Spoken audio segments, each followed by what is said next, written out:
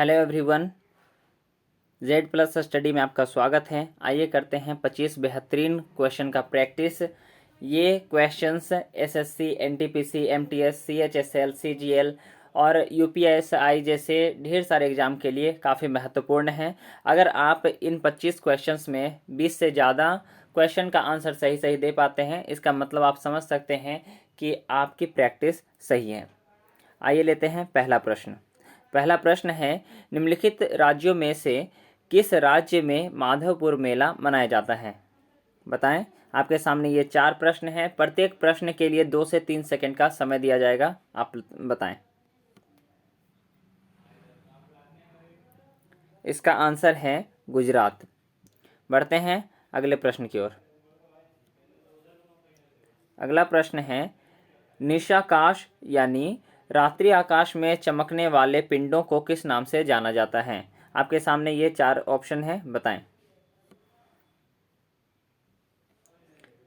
इसका आंसर है सी यानी खगोलीय पिंड। अगले प्रश्न की ओर बढ़ते हैं। अगला प्रश्न है, जब हम प्याज काटते हैं तो सिंथेज एंजाइम प्याज के एमिनो एसिड सल्फोक्साइड को किस एसिड में परिवर्तित करता है? आपके सामने ये 4 ऑप्शन है।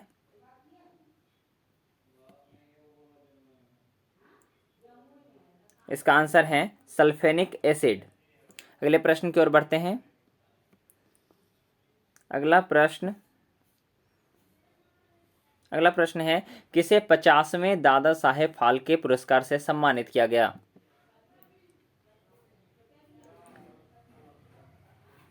इसका आंसर है ए यानी देवानंद। अगला प्रश्न लेते हैं। आज का 5वां प्रश्न है, टोक्यो ओलंपिक 2020 के लिए क्वालिफाई करने वाले पहले भारतीय घुड़सवार कौन बने? आपके सामने ये 4 ऑप्शन हैं, बताएं।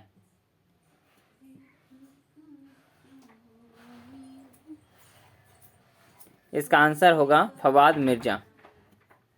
अगले प्रश्न की ओर बढ़ते हैं। अगला प्रश्न है, खादी और ग्रामोद्योग आयोग यानी केवीआईसी ने पहला रेशम प्रसंस्करण संयंत्र यानी सिल्क प्रोसेसिंग प्लांट किस राज्य में खोला है? बताएं। इसका आंसर है गुजरात। अगले प्रश्न की ओर बढ़ते हैं। कर्नाटक के किस जिले में ब्रह्मगिरी वन्यजीव अभयारण्य स्थित है? इसका आंसर है डी यानी कोडागू। अगला प्रश्न है, जनवरी 2020 में किस राज्य विधानसभा ने राष्ट्रीय प्रतीक और राजकीय फूल फॉक्सटेल ऑर्किड यानी इसका वैज्ञानिक नाम है रिंको स्टिलिस रेटुसा, इसको मिलाकर एक नया लोगो बनाया है? बताएं इसका आंसर। इसका आंसर है अरुणाचल प्रदेश। अगले प्रश्न की ओर बढ़ते हैं। अगला प्रश्न है, जनवरी 2020 में गृह मंत्री अमित शाह ने कर्मयोद्धा ग्रंथ नामक पुस्तक का विमोचन किया। यह पुस्तक किसके जीवन पर आधारित है? बताएं। इसका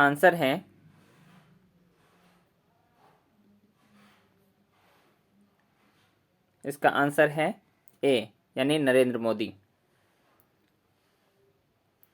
इनका एक और पुस्तक है एग्जाम वॉरियर्स, ये भी एग्जाम के लिए काफ़ी महत्वपूर्ण है, याद रखें।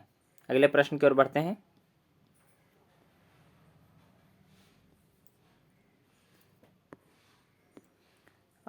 अगला प्रश्न है, पुरातत्ववेत्ता आर नागास्वामी को किस देश द्वारा रजत जयंती अंतर्राष्ट्रीय कला सम्मेलन में सम्मानित किया गया?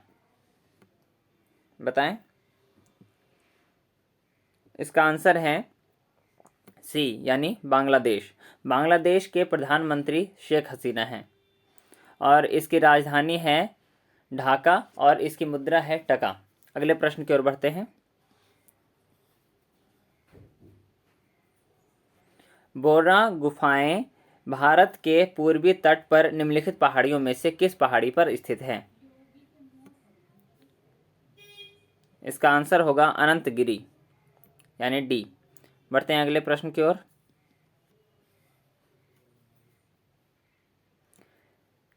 किसे पहले द लेडी बिलिंगटन पार्क के रूप में जाना जाता है?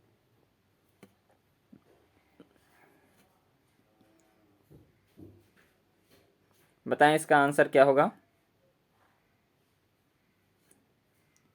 इसका आंसर होगा लोधी गार्डन्स। अगले प्रश्न की ओर बढ़ते हैं। अगला प्रश्न है, निम्नलिखित में से कौन कशेरुकी प्राणी नहीं है? इस ऑप्शन में 3 ऑप्शन सही होगा, यानी कि कशेरुकी प्राणी होगा लेकिन कोई एक नहीं है, वो आपको बताना है। ऑप्शन की ओर लेके आपको चलते हैं। 1 मिनट।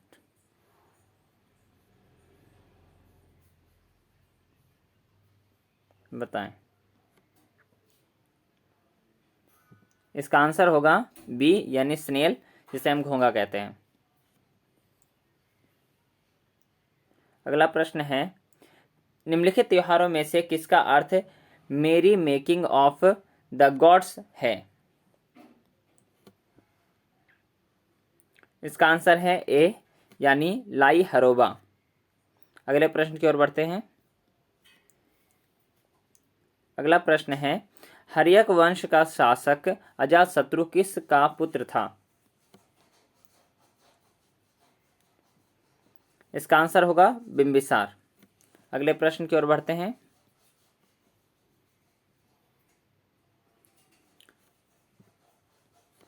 निम्नलिखित ग्रंथियों में से कौन सी ग्रंथि फेफड़ों के बीच विद्यमान रहती हैं?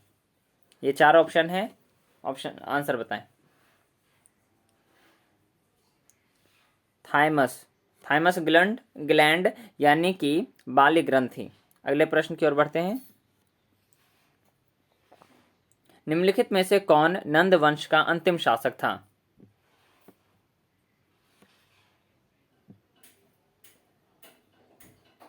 इसका आंसर होगा धनानंद यानी ऑप्शन सी।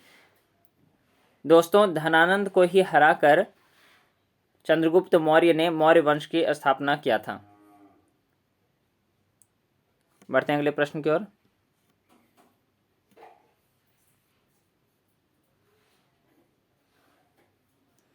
दो हजार उन्नीस की ब्रांड फाइनेंस नेशन रैंकिंग में भारत का कौन सा स्थान था? बताएं। इसका आंसर होगा डी यानी 7वां। अगले प्रश्न की ओर बढ़ते हैं। उद्योग 4.0 एक जटिल फाइबर भौतिकीय प्रणाली है जो डिजिटल प्रौद्योगिकियों के साथ उत्पादन में सहयोग करती है। रेल मंत्रालय और विज्ञान एवं प्रौद्योगिकी विभाग ने उद्योग 4.0 पर एक अनूठी परियोजना आरंभ करने के लिए संस्थान के साथ साझेदारी में हाथ मिलाया है। उस संस्थान का नाम बताना है। ऑप्शन आपके सामने है, बताएं। इसका आंसर होगा ए यानी आईआईटी कानपुर। अगले प्रश्न की ओर बढ़ते हैं। अगला प्रश्न है, निम्नलिखित में से कौन सिरके का प्रमुख घटक है? बहुत इजी प्रश्न है। Acetic acid.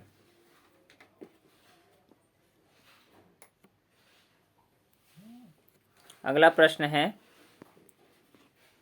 आपके स्क्रीन पे, विंग्स इंडिया 2020 का आयोजन निम्नलिखित हवाई अड्डों में से किस हवाई अड्डे पर होना निर्धारित है? बताएं।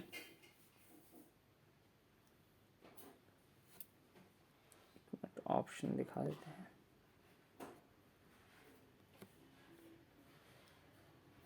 इसका आंसर होगा ए यानी बेगमपेट हवाई अड्डे पे। अगला प्रश्न है, बॉम्बे जो कि अब मुंबई है, वहां पे गेटवे ऑफ इंडिया की आधारशिला किस वर्ष रखी गई थी? बताएं।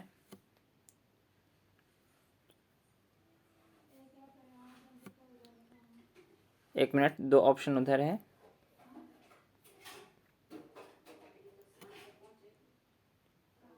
इसका आंसर होगा डी, यानी गेटवे ऑफ इंडिया 1913 में इसकी आधारशिला रखी गई थी। वैसे आपको बता दें, इंडिया गेट दिल्ली में है, यानी नई दिल्ली में, और गेटवे ऑफ इंडिया मुंबई में है, इसमें कन्फ्यूजन में ना हो। अगले प्रश्न की ओर बढ़ते हैं। अगला प्रश्न है, भौतिकी का कौन सा नियम बताता है कि जब दो विद्युत आवेशों के बीच दूरी दुगनी हो जाती है तो उनके बीच बल उनके पूर्व मान से 1/4 तक कम हो जाता है? बताएं क्या होगा। आपके सामने है ये 4 ऑप्शन।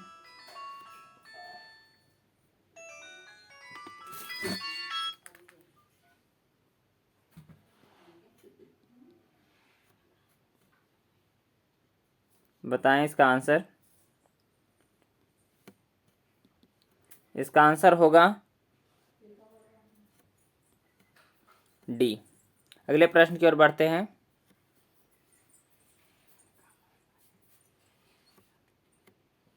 अगला प्रश्न है, निम्नलिखित देशों में से किस देश में प्रतिष्ठित हेस्टिंग्स अंतर्राष्ट्रीय शतरंज कांग्रेस का 95वां संस्करण आयोजित किया गया था? बताएं इसका आंसर क्या होगा। इसका आंसर होगा डी, यानी इंग्लैंड। आखिरी प्रश्न की ओर बढ़ते हैं। वैश्विक निवेशक सम्मेलन एस्केंड 2020 का आयोजन किस राज्य में किया गया था? केरला। दोस्तों, आज का ये अंतिम प्रश्न था। आपको आज के ये 25 प्रश्न कैसे लगे, आप हमें कमेंट करके बता सकते हैं। आप ये भी बताएं कि 25 में कितने क्वेश्चन का आंसर आपने सही दिया।